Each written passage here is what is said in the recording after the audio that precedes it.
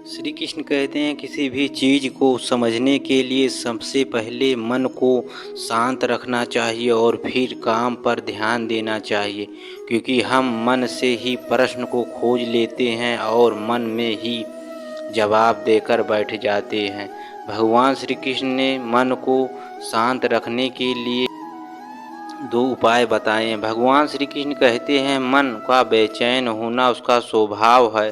हमारे मन को लगता है कि अगर वह अलग अलग बातों के बारे में सोचता रहे तो हमें आने वाली हर मुश्किल और मुसीबत से बचा लेगा, पर ऐसा होता नहीं है। हम अपने अपने काम पर काफ़ी अधिक समय सोच विचार करके परेशान होने में निकाल देते हैं। भगवान श्री कृष्ण कहते हैं कि मन का यह स्वभाव बदलना है मुश्किल ज़रूर है, असंभव नहीं।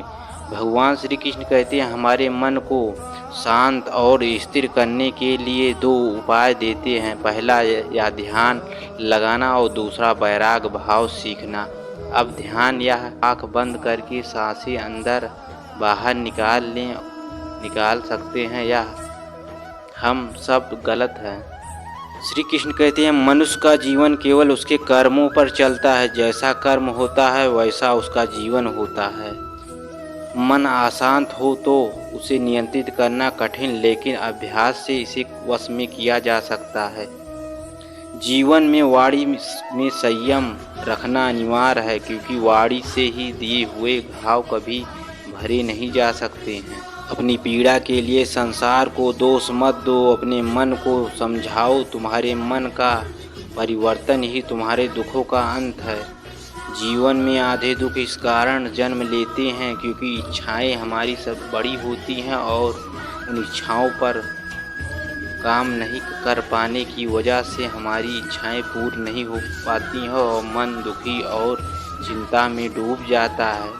श्री कृष्ण कहते हैं शांति में भी दुखों का अंत हो जाता है और शांत चिंता मनुष्य की वृद्धि स्थिर होकर परमात्मा से मुक्ति हो जाती है। मनुष्य के अंदर दुख शोक चिंता भय या व्याकुलता आने के मुख्य रूप से दो ही कारण होते हैं। पहला इच्छाओं और व्यक्ति का विचार कैसा है। विचार अच्छा है तो मन भी अच्छा रहेगा और विचार खराब है तो व्यक्ति का विवेक नष्ट हो जाता है। श्री कृष्ण कहते हैं इन दो परिस्थितियों का सहयोग कुछ व्यक्ति का बहुत अधिक दुखी या व्याकुल हो जाते हैं और मानसिक तनाव के कारण बीमार हो जाते हैं, परंतु कुछ व्यक्ति विपरीत या प्रतिकूल परिस्थितियों में कम प्रभावित होते हैं। यदि हमें अपना कार्य पूरा करने के बाद इच्छानुसार परिमाण नहीं प्राप्त नहीं होता है, तब हमें व्याकुल होने के स्थान पर उस पर भली भांति विचार करना चाहिए कि कहाँ पर कमी रह गई है। उसे ध्यान में रखते हुए भविष्य में फिर अभ्यास कर सकते हैं। इसी प्रकार हमारे प्रति दूसरों का व्यवहार या उनकी क्रियाओं पर हमारा वश नहीं है, तब हम उसमें मन को क्यों व्याकुल करते हुए अपने स्वास्थ्य पर प्रतिकूल प्रभाव डालते हैं। इसके अतिरिक्त मन में आने वाले काल्पनिक विचारों से भी मुक्ति प्राप्त होती है। अपने मन को व्याकुल नहीं करना चाहिए। जो हो चुका है, जो उससे सीख या ज्ञान लेकर भविष्य के प्रति सावधान हो सकते हैं। वर्तमान में किए जाने वाले कर्मों को पूरे शांत मन से परिस्थितियों के अनुरूप खुशी करने का प्रयास करना चाहिए। इसी में हमारा कल्याण है। इसके अतिरिक्त दूसरों की उन्नति होने पर हमें उनसे ईश्वर का अभाव रखकर अपने मन को मलिन या व्याकुल नहीं करना चाहिए। जितना हमारा मन शांत रहेगा उतना ही प्रशंसा हम प्राप्त करेंगे। स्वास्थ्य जीवन के लिए शांत और प्रसन्न रहना आवश्यक है।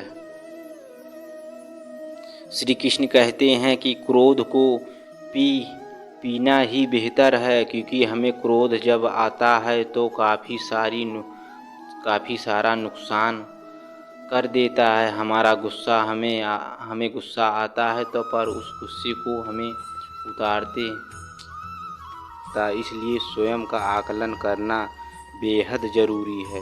गीता में कहा गया है कि जो व्यक्ति अपने गुणों और कमियों को जान लेता है वह अपने व्यक्तित्व का निर्माण करके हर काम में सफलता प्राप्त कर सकता है। परिवर्तन ही संसार का नियम है। एक पल में हम करोड़ों के मालिक हो जाते हैं और दूसरे पल ही हमें लगता है कि हमारे पास कुछ भी नहीं है। जैसे अंधेरे में प्रकाश की ज्योति जगमगाती है, ठीक उसी प्रकार से सत्य की चमक भी कभी फीकी नहीं पड़ती है। इसलिए व्यक्ति का सदैव सत्य के मार्ग पर चलना चाहिए। इस संपूर्ण संसार में कोई भी व्यक्ति महान नहीं जन्म लेता है, बल्कि उसके कर्मों से उसकी महानता मानी जाती है। इंसान हमेशा अपने भाग्य को कोसता है, यह जानते हुए भी कि भाग्य से भी ऊंचा उसका कर्म है। जिसके कर्म में कोई भी इंसान जन्म से नहीं बल्कि अपने कर्मों से महान बनता है। फल की अभिलाषा छोड़कर कर्म करने वाला पुरुष ही अपने जीवन में सफलता प्राप्त कर सकता है। मनुष्य जिस रूप में ईश्वर को याद करता है, ईश्वर भी उसे उस रूप में दर्शन देते हैं। अंधेरे में छुपी उम्मीद की किरण को जो पहचान लेता है वह आगे जीवन में अवश्य सफलता प्राप्त करता है।